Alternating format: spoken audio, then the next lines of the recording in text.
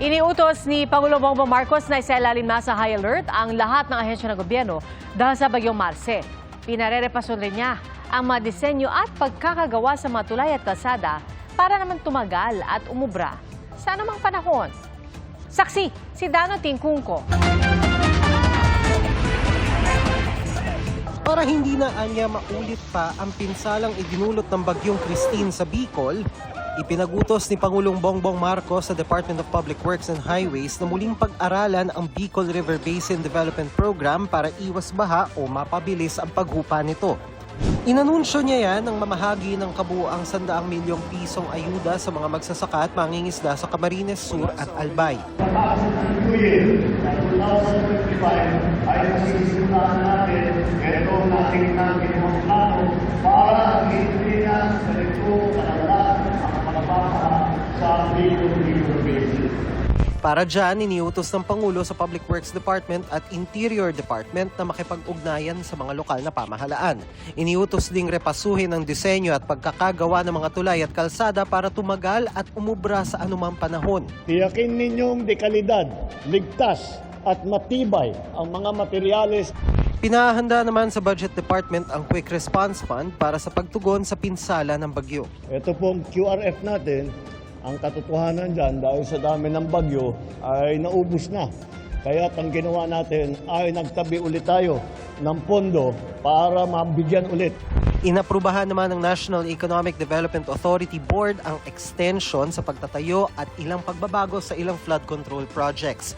Itinaas sa 22 billion mula sa dating 9.89 billion pesos ang para sa Cavite dahil sa mga idinagdag na drainage at pagpapalawak ng diversion channels.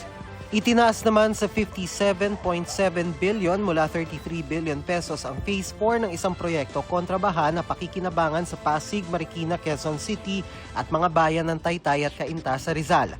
Inaprubahan din ang pagbili ng 40 fast patrol craft ng Philippine Coast Guard para sa disaster response, search and rescue operations at pagpapatupad ng maritime law. Ngayong ramdam na ang Bagyong Marce sa ilang bahagi ng bansa, utos ni Pangulong Marcos ilagay sa high alert ang lahat ng ahensya ng gobyerno. Ayusin daw ang sistema ng komunikasyon para mas mabilis ang paghahatid ng abiso sa publiko. Sa ngayon po ay sinasabihan po natin yung ating mga kababayan na magkaroon din ng preemptive evacuation, lalong-lalo na po doon sa mga lugar, mabababang lugar na pwedeng bahayin, yung mga dati nang binabaha at saka sa lugar po na pwedeng magkaroon din ng pagguho ng lupa. Ang mga ito po ay lalong-lalo na dito sa gilid po ng ating Cagayan River.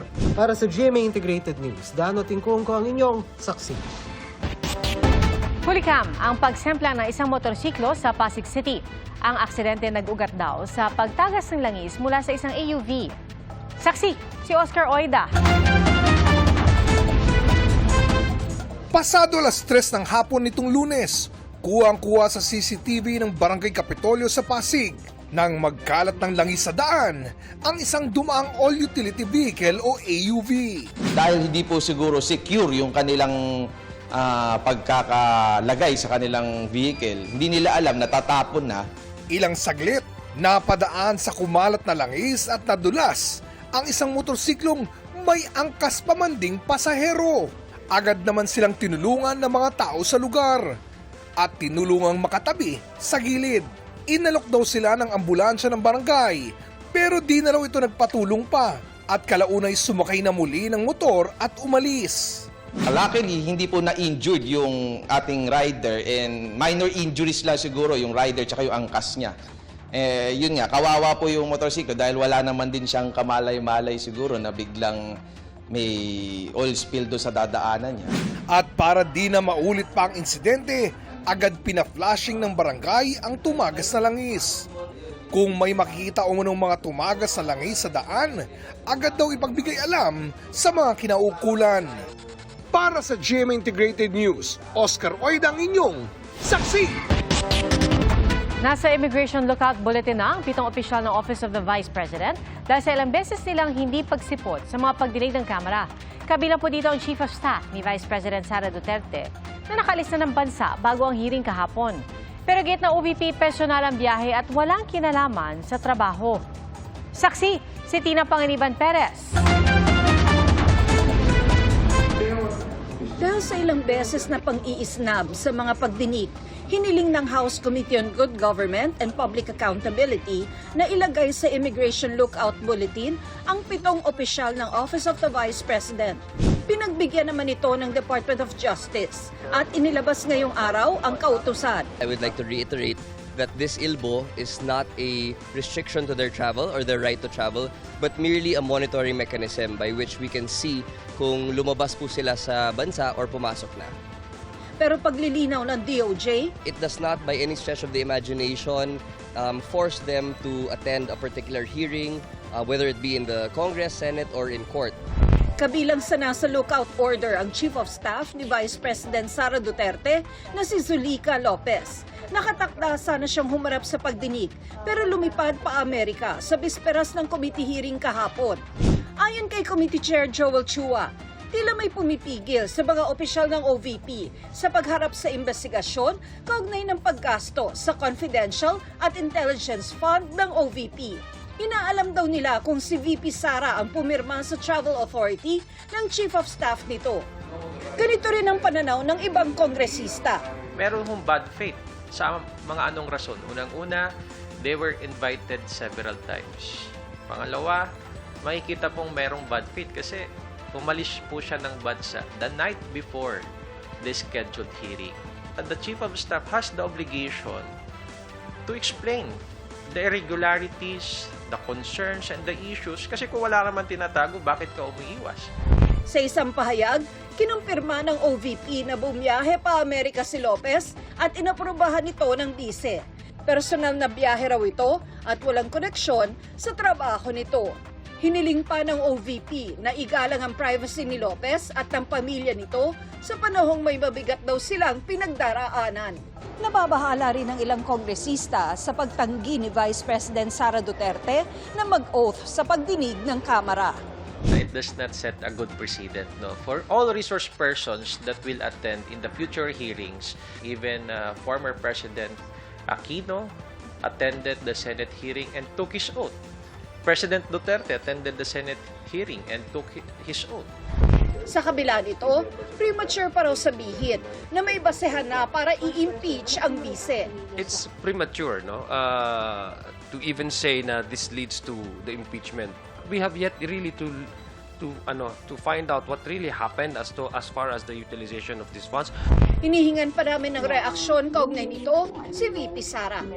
Para sa GMA Integrated News, ako si Tina Panganiban Perez, ang inyong saksi.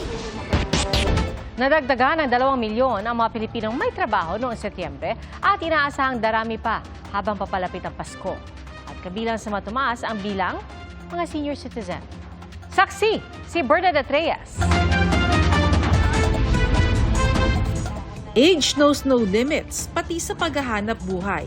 Gaya ni Lola Marilu na kahit 70 anyos na, abala sa kanyang maliit na karinderya. Para may income din, konti, ganun, para sa mga apo, anak. Kagaya nito, kikita ako. O di may pamasko ako sa mga apo ko. Ayon sa Philippine Statistics Authority, nadagdagan ng 384,000 ang bilang ng mga senior citizen na nagtatrabaho o nagnenegosyo noong Setyembre kumpara sa parehas na panahon noong nakaraang taon. Karamihan sa kanila nalilinya sa services sector. Yung mga seniors, workers na senior ay tumataas. Both in terms of numbers and in terms of percentage of workers. Nitong September, halos 50 milyong Pinoy ang may trabaho base sa tala ng Philippine Statistics Authority. 2 milyon yang mas marami kumpara sa parehong buwan noong 2023. Bumaba naman ang bilang ng walang trabaho, mas mababa kumpara noong Agosto. Bahagya namang tumaas ang bilang ng mga underemployed o nais magkaroon ng dagdag na oras sa trabaho. Gaya na lang ni Michelle na nag-overtime sa trabaho. Para may panggastos din po sa pandagdag gastos pang araw-araw. Kasi ang hirap po ngayon ng buhay. Ang good news, habang papalapit ang Pasko, maaaring makatulong ang ilang job opening sa retail sector tulad sa mall, groceries, restaurants at hotel. Magsisimula sa October yung mga bazaar, diba? Yung mga markets na may mga activities tayo. Ayon kay Labor Secretary Benny Laguesma, pagpapakita raw ang latest labor force survey na bumubuti ng economic conditions ng bansa. Prioridad daw nila ang makapaglikha ng kalidad na trabaho sa pakikipagtulungan sa pribadong sektor. Para sa GMA Integrated News, Bernadette Reyes, ang inyong saksi.